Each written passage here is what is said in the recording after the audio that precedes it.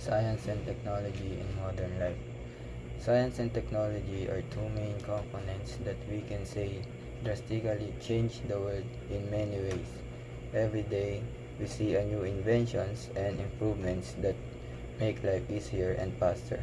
These changes bring many good things, but they also come with some disadvantages, especially if not used in a good way.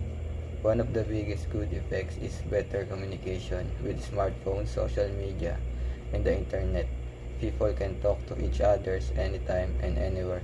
It is not like before that it is so hassle when we want to talk to our loved ones or friends from different parts of places.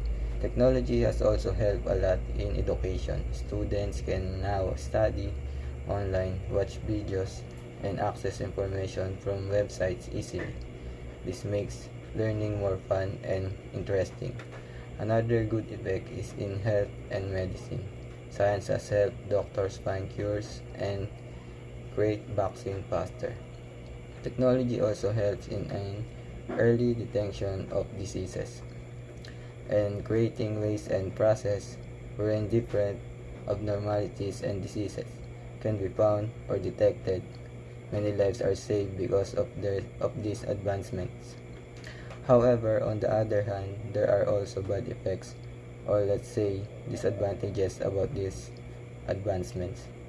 One of them is addiction to gadgets. Many young people spend too much time on their phones, playing online games, or scrolling through social media. This can lead to poor sleep and, and even their lifestyles because some of the people let social media influence their lives. Another problem is fake news. Not everything we see on the internet is true. Some people use technology to spread lies or hurt others. In conclusion, science and technology have made our lives better in many ways, especially in communications, education, and health. But they also bring challenges like addictions, misinformation, and mental health issues for young people. It is important to use technology wisely.